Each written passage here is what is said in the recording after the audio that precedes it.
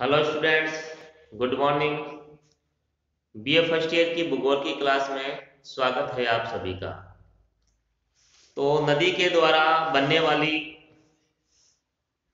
जो स्थलाकृतियां है अपरदन द्वारा निक्षेप के द्वारा, उनको पढ़ने के बाद आज हम पवन के द्वारा बनने वाली स्थलाकृतियां हैं उनके विषय में जानेंगे।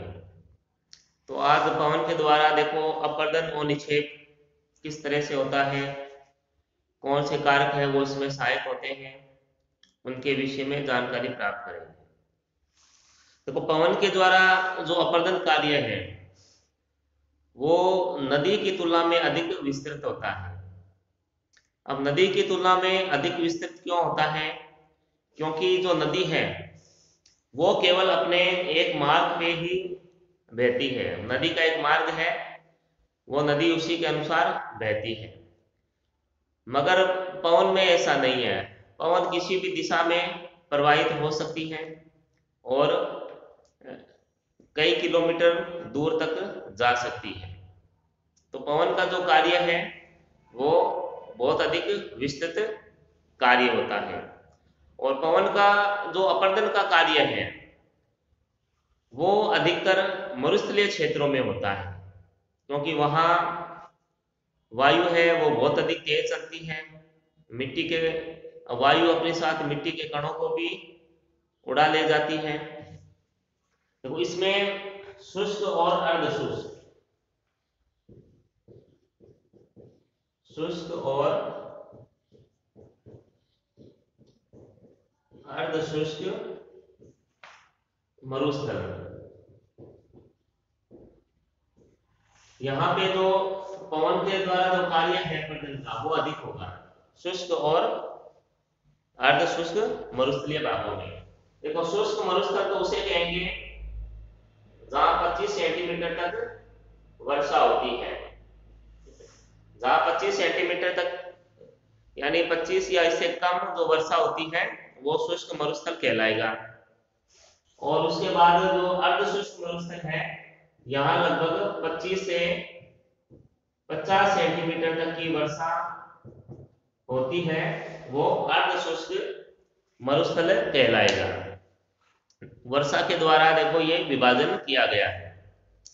तो पवन के जो कार्य है वो अधिकतर मरुस्थलीय क्षेत्रों में ही होते हैं, ठीक है। और यहाँ पर जो देखो अपरदन का जो कार्य है, अपरदन का जो कार्य है वो यांत्रिक होगा।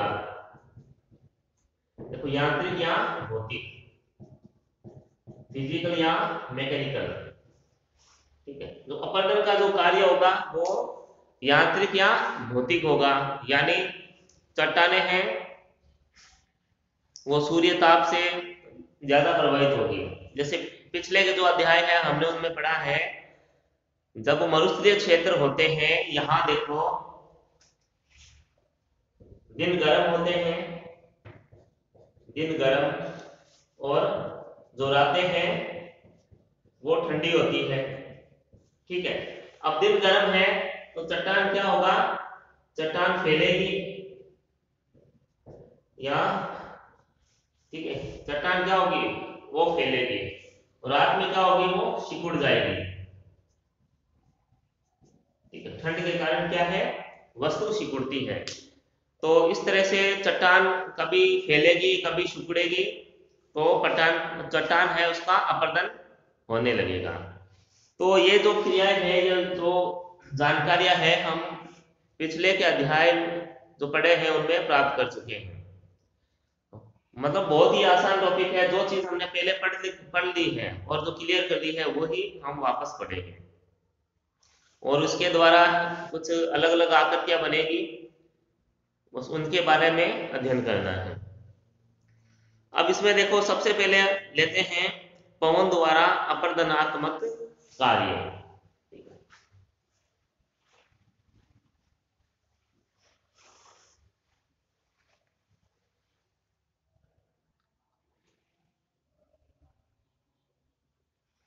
तो पवन का जो कार्य है, देखो पवन द्वारा अपरदनात्मक कार्य, यानी पवन के द्वारा अपरदनात्मक कार्य है। इसमें आपको मैंने बताया कि इसमें यांत्रिक अक्ष है, यांत्रिक या भौतिक। भौतिक जो अपरदन है वो प्रमुख है इसमें। और उसके बाद देखो यहाँ जो रासायनिक अपरदन कम होता है।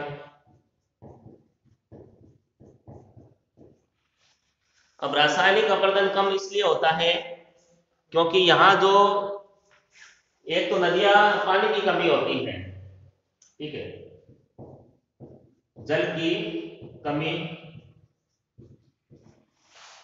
जल की कमी के कारण यहाँ रासायनिक अपरदन नहीं होता है। जो नदियां होती हैं वो अंतः प्रवाहित नदियां होती हैं, यानी एक छोटी नदियां होती हैं, केवल वर्षा के दौरान ही उनमें जल उनमें आता है, और जो नदियां है वो समुद्र में अपना जल नहीं गिराती है, पास में ही किसी भूमि में ही या मिट्टी में ही विलीन हो जाती है नदियां। तो यहाँ जो रासायनिक अपरदन है वो बिल्कुल नहीं होता है। अपरदन मुख्य अपरदन है वो यांत्रिक अपरदन या भौतिक अपरदन ही यहाँ अधिक होता है।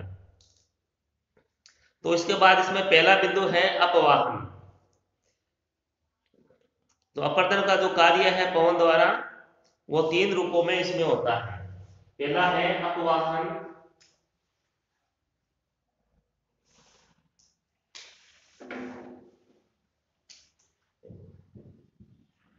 पवन द्वारा अपरदन का कार्य 3 रूपों में होता है।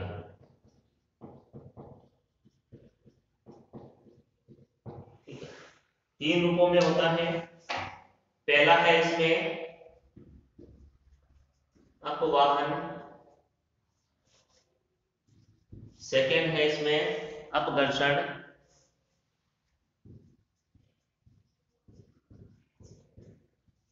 तीसरा है सन्निकर्षण।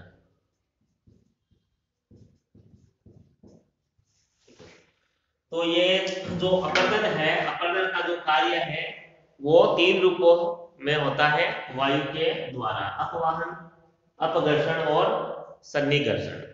देखो अपवाहन देखते हैं सबसे पहले। अपवाहन को देखो, इसे उड़ान की क्रिया, इसे उड़ान की क्रिया भी कहते हैं। अब देखो अपवाहन में क्या होता है, जो चट्टान चूर्ण होता है अपक्षय के बाद जब वायु के द्वारा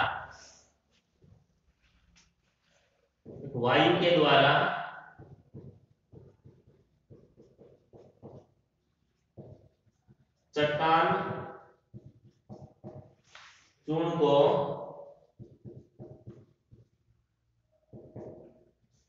उड़ाया जाता है,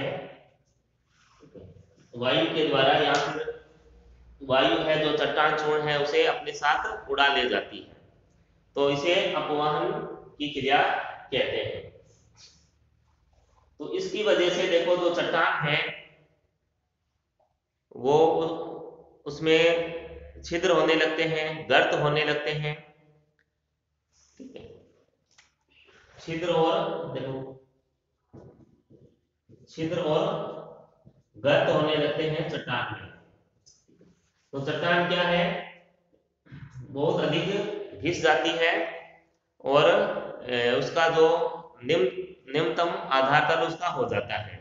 तो इसमें एक मिस्र देश का उदाहरण दिया है कि जो मिस्र है एक मरुस्थलीय क्षेत्र है, देश मिस्र, यहाँ पर कतारा गर्त उल्लेखनीय है।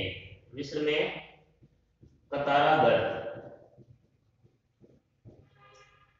गर्त है यहाँ। अब ये जो कतारा गर्त है ये समुद्र तल से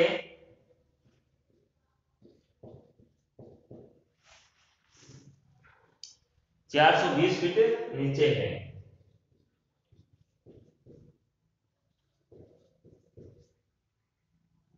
जो कतारा गर्त है मिस्र में स्थित, यह समुद्र तल से 420 फीट नीचे है। क्योंकि वायु के द्वारा जो चट्टान है उसका बहुत अधिक अपरदन कर दिया गया है, इतना अधिक अपरदन कर दिया गया है कि वो समुद्र तल से भी नीचे चली गई है चट्टान, एक गर्त की तरह हो गई है, जिसे कतारा गर्त कहते हैं।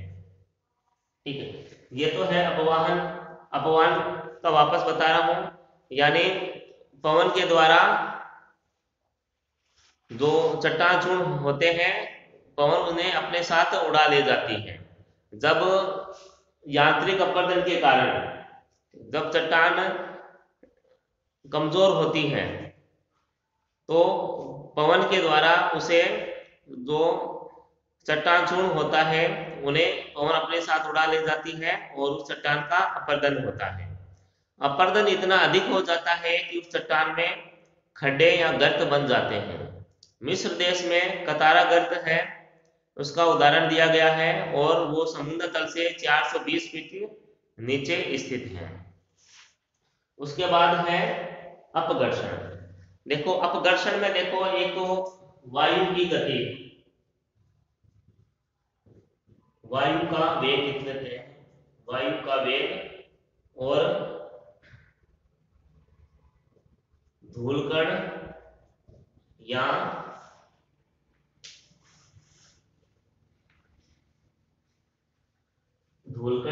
चट्टान के कण,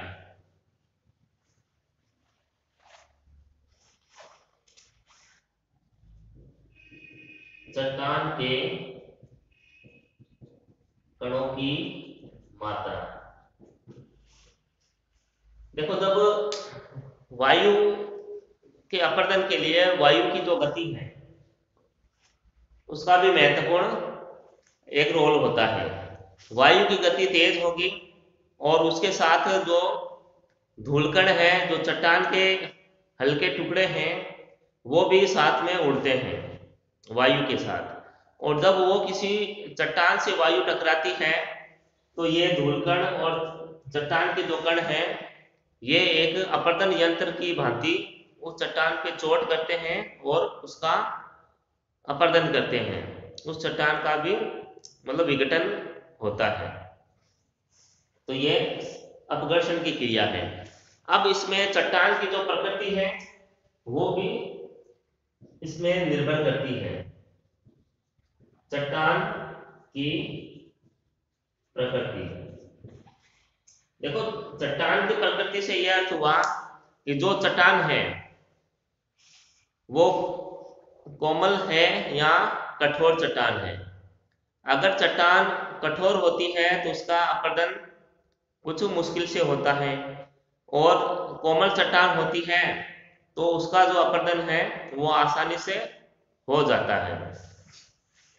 उसके बाद देखो अपरदन में जो अपरदन है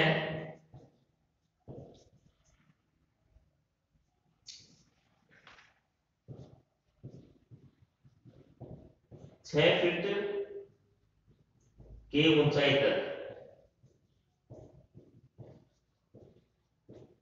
ठीक है, तो अपरदन है 6 फीट की ऊंचाई तक होता है, इससे अधिक ऊपर अपरदन नहीं हो पाता है किसी भी चट्टान का। और उसके बाद देखो 6 फीट से ज्यादा हाइट नहीं होनी चाहिए, यानी 6 फीट से ज्यादा हाइट पर अपरदन नहीं होता। और एक जो सबसे नीचे है आधार तल पर, यहाँ भी अपरदन नहीं होता है। क्योंकि पहले देखते हैं कि जो 6 फीट की ऊंचाई तक ही अपरदन क्यों होता है, क्योंकि वायु के साथ देखो धूलकण है और चट्टान के कण भी साथ में उड़ते हैं। तो चट्टान जो वायु है इन धूलकणों को अधिक ऊंचाई तक नहीं उड़ा पाती है, क्योंकि जो धूलकण है चट्टान के कण है इनमें भी वजन होता है, इनके साइज पे डिपेंड करता है। तो जो अधिकतर जो अपरदन है वो 6 फीट की ऊंचाई तक ही होता है। और दूसरा एक आधार पे नहीं होता है, आधार तल पर अपरदन नहीं होता है, क्योंकि जो वायु है, वायु जब बहती है तो वो अगर पृथ्वी से टकराएगी तो घर्षण होगा, तो वायु की जो गति है वो कम हो जाएगी। इसलिए जो अपर्दन है वो आधार तल से कुछ ऊंचाई पर होता है और 6 फीट की ऊंचाई तक ही अपर्दन का जो कार्य है वो मुख्य रूप से होता है। तो ये अपघर्षण था, वापस बता देता हूँ। देखो वायु का वेग और इसमें जो चट्टान चूर्ण है, चट्टान के जो कण है वो इसमें महत्वपूर्ण होते हैं। चट्टान जब वायु तेज गति से चलती है तो ये जो कण होते हैं ये चट्टान पे चोट मारते हैं और उसका अपर्दन करते हैं। और इसमें जो चट्टान है उसकी प्रकृति भी महत्वपूर्ण होती है। चट्टान है अगर कठोर है तो उसका अपर्दन कम होगा और अगर कोमल है चट्टान तो उसका अपर्दन अधिक होगा। जो अपर्दन है 6 फीट की ऊंचाई तक ही हो पाता है, आधार तल से कुछ ऊपर और 6 फीट की ऊंचाई तक ही हो पाता है। ठीक है। उसके बाद नेक्स्ट है सन्निकर्षण। देखो सन्निकर्षण में क्या होता है, जो धूलकण है, जो चट्टान के जो कण है, बारीक कण, वो आपस में टकराते हैं। धूलकण या चट्टान के टुकड़े, देखो छोटे टुकड़े बहुत बारीक टुकड़े होते हैं,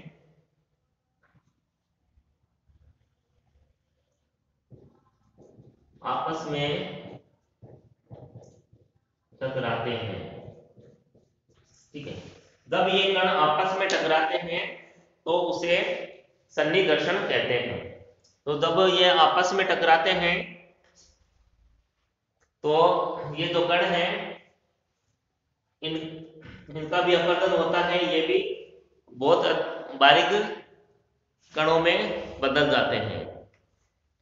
तो ये सन्निकर्षण है, यानी चट्टान के जो टुकड़े हैं उनका आपस में ही टकराना सन्निकर्षण कहलाता है। और इससे जो कण है इनका आकार छोटा होता जाता है और जो कण होते हैं ये गोल भी हो जाते हैं, तो इसे ही सन्निकर्षण कहते हैं। अब नेक्स्ट है कि पवन अपर्दन को प्रभावित करने वाली दशाएं। जो पवन का जो अपर्दन है इसको प्रभावित करने वाली दशाएं कौन सी है?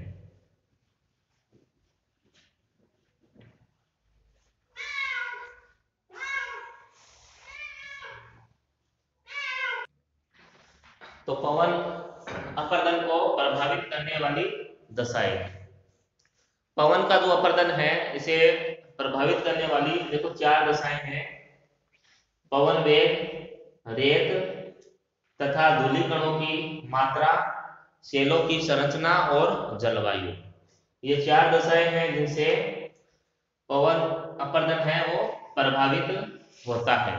देखो पवन अपर्दन में मुख्य रूप से जो वायु है उसकी गति तीव्र होनी चाहिए, वायु का वेग है वो अधिक होना चाहिए, और उसके साथ जो धूलिकण है, रेत के कण है, वो अधिक होने चाहिए, उनकी मात्रा अधिक होनी चाहिए।